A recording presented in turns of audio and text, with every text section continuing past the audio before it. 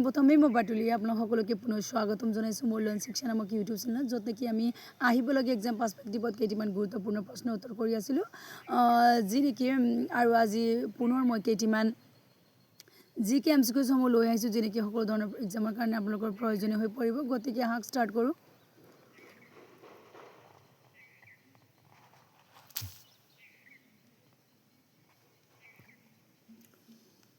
তেনেহ'লে ষ্টাৰ্ট কৰোঁ। অসম এছ'চিয়েশ্যনৰ প্ৰথম সম্পাদক কোন আছিল? অসম এছ'চিয়েশ্যনৰ প্ৰথম সম্পাদক কোন আছিল? আৰু ইয়াৰ আপোনাৰ উত্তৰ হ'ল প্ৰভাষ চন্দ্ৰ বৰুৱা।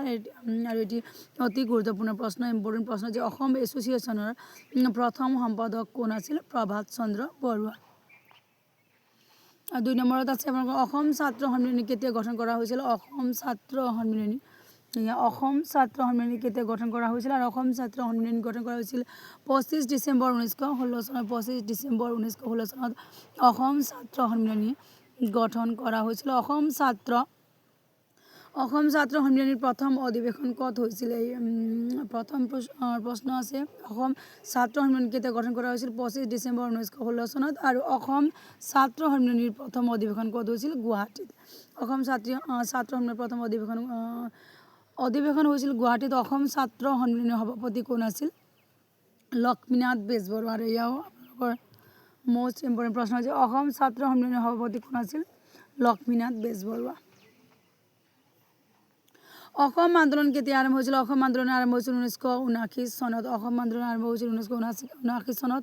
অসম আন্দোলন কেতিয়া সমাপ্ত হৈছিল? 1985 চনত। আৰু অসম আন্দোলন আৰম্ভ হৈছিল আপোনালোকৰ 1979 চনত আৰু সমাপ্ত হৈছিল 1985 চনত। মণিৰাম দেৱানক কলিতা বৰুৱা বুলি কোৱা হয়। আৰু এক্সামত আপোনালোকৰ আহিব পাৰে যে মণিৰাম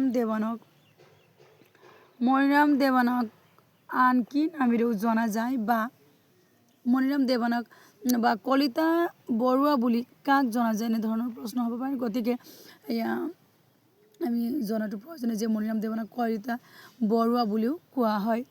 মণিৰাম দেৱানক কেতিয়া ফাঁচি দিয়া হৈছিল? মণিৰাম দেৱানক 26 ফেব্ৰুৱাৰী 1858 চনত যোৰহাটত ফাঁচি দিয়া হৈছিল। চিপাহী বিদ্ৰোহক স্বাধীনতাৰ প্ৰথম যুদ্ধ বুলিও জনা যায়। আৰু এই আপোনালোকৰ মষ্ট ইম্পৰ্টেণ্ট প্ৰশ্ন হৈছে, চিপাহী বিদ্ৰোহক স্বাধীনতাৰ প্ৰথম যুদ্ধ বুলিও জনা যায়। আৰু এনেধৰণৰ প্ৰশ্ন সুধিব পাৰে যে স্বাধীনতাৰ প্ৰথম যুদ্ধ বুলি কোনখন বিদ্ৰোহক জনা যায় বা কোৱা হয়? চিপাহী বিদ্ৰোহক স্বাধীনতাৰ প্ৰথম যুদ্ধ বুলি জনা যায়। ফ্ৰান্সিছ জেকিনৰ অধীনত পতিত ভূমি আছিল। আৰু প্ৰশ্ন নহয়, এই ডাইৰেক্ট মই আনিছোঁ, ডাইৰেক্ট ফৰ্মত আছে যে ফ্ৰান্সিছ জেকিনৰ অধীনত পতিত ভূমি আছিল। আৰু 1864 চনত ডিগবৈত তেলৰ কুঁৱা খন্দা হৈছিল। আৰু পোনপ্ৰথমে তেলৰ কুঁৱা কেতিয়া খন্দা হৈছিল? 1864 চনত ডিগবৈত তেলৰ কুঁৱা খন্দা হৈছিল। তেলৰ আৱিষ্কাৰ কেতিয়া হৈছিল? তেলৰ আৱিষ্কাৰ হৈছিল 1889 চনত। তেলৰ কুঁৱা খন্দা হৈছিল আপোনালোকৰ 1864 চনত ডিগবৈত তেলৰ কুঁৱা খন্দা হৈছিল। আৰু তেলৰ আৱিষ্কাৰ হৈছিল 1889 চনত। তেল শোধনাগাৰ কেতিয়া স্থাপিত হৈছিল? তেল শোধনাগাৰ স্থাপিত হৈছিল 1901 চনত। আৰু এই আপোনালোকৰ তিনিটাই মষ্ট ইম্পৰ্টেণ্ট প্ৰশ্ন, যে 1864 চনত ডিগবৈত তেলৰ কুঁৱা খন্দা হৈছিল। তাৰপৰা তেলৰ আৱিষ্কাৰ হৈছিল 1889 চনত। নেক্সট কুৱেশ্যন আছে আপোনালোকৰ, তেল শোধনাগাৰ কেতিয়া স্থাপিত হৈছিল? তেল শোধনাগাৰ স্থাপিত হৈছিল 1901 চনত।